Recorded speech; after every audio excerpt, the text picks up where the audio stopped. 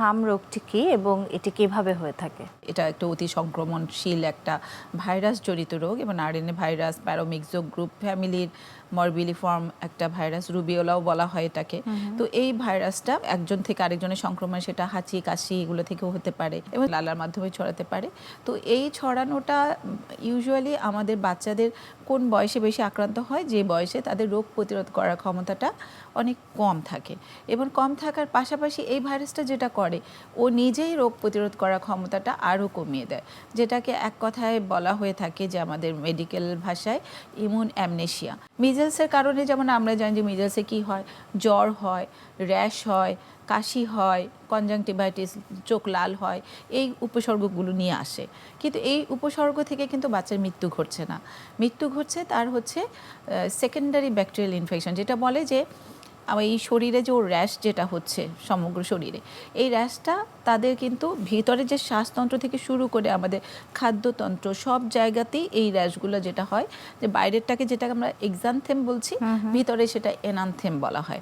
তো এই mucosal surface যেটা আপনার মানে ওটাকে আক্রান্ত হচ্ছে, ওটা আলসারেটেড হয়ে যাচ্ছে, তখন খুব দ্রুতই যে কোনো একটা অল্প সংক্রমণশীল বা অল্প ক্ষতিকারক ভাইরাস ব্যাকটেরিয়া তারা কিন্তু খুব ওই আক্রান্ত আলসারেটেড মিউকোসাল সারফেসটাকে আক্রান্ত করে ফেলে।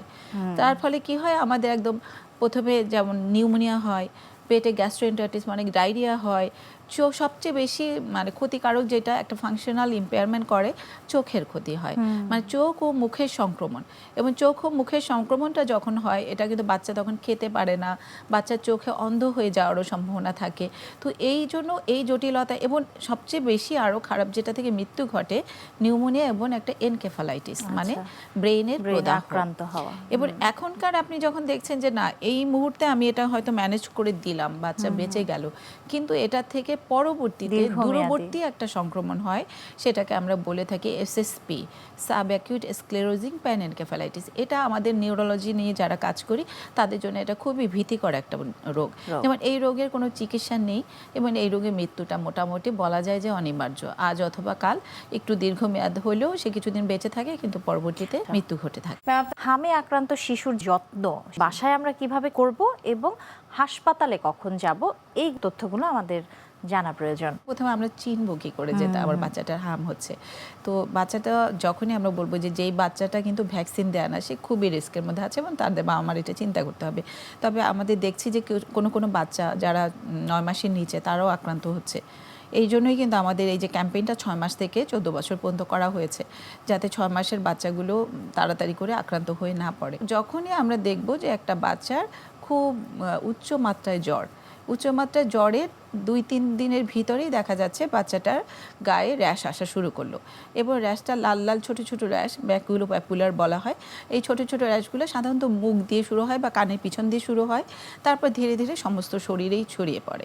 এবং এই ছড়িয়ে পড়ার সাথে সাথে বাচ্চাটা কিন্তু তখন খুবই ইরিটেবল হয়, বাচ্চাটা খিটখিটে থাকে, খেতে চায় না, তার খুব কষ্ট হয়, নাক দিয়ে পানি পড়ে, কাশি হয়, কাশি, নাক দিয়ে পানি পড়া, তার সাথে চোখ লাল হওয়া। আমরা মানে মেডিকেলীয় ভাষায় বলে থাকি যে 3টা যে কাফ করাইজা কনজাংটিভাইটিস, জ্বরের সাথে যে কোনো একটা যদি থাকে, এর সাথে কপ্লিক স্পট নামে একটা মুখে একটা ঘায়ের মতো, ছোট ঘায়ের মতো একটা দেখা দেয়।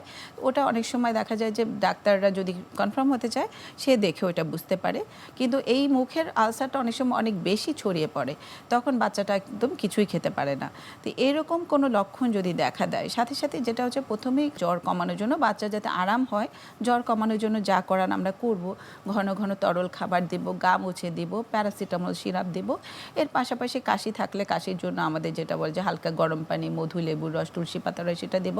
সবচেয়ে গুরুত্বপূর্ণ যেটা হচ্ছে হাম হওয়ার সাথে সাথে যাতে এই জটিলতাগুলো না হয়, এই জন্য আমাদের ভিটামিন এ ক্যাপসুল, এটা বয়স অনুযায়ী ডোজটা ভাগ করা আছে, চিকিৎসকের পরামর্শ অনুযায়ী সে অবশ্যই ভিটামিন এ ক্যাপসুল দুটো তার খাওয়াতে হবে, প্রথম দিন এবং দ্বিতীয় দিন।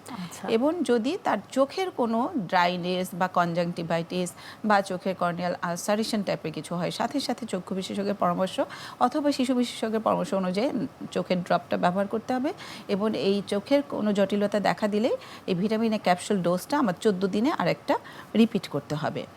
এই পর্যন্ত আমাদের কিন্তু আমরা ঘরে চিকিৎসাটা দিতে পারছি।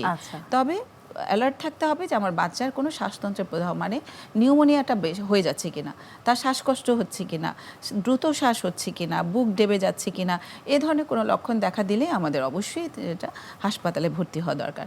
আর ডায়রিয়ার ক্ষেত্রে যদি এমন হয় যে এত বেশি ডায়রিয়া হচ্ছে, তার সাথে বমি হচ্ছে এবং সে মুখে কিছু খেতে পারছে না, এরকম অবস্থা হলেও হাসপাতালে ভর্তি হতে হবে। আরেকটা হাসপাতালে ভর্তি হওয়ার জন্য বেশি গুরুত্বপূর্ণ সেটা হচ্ছে কোনো ধরনের খিঁচুনি। তাহলে উচ্চমাত্রার জ্বর যা নিয়ন্ত্রণের বাইরে, তার সাথে শ্বাসকষ্ট এবং এত বেশি বমি, কিছুই খেতে পারছে না, সাথে পাতলা পায়খানা এবং যদি খিঁচুনিটা হয় তাহলে দ্রুত হাসপাতালে ভর্তি হতে হবে।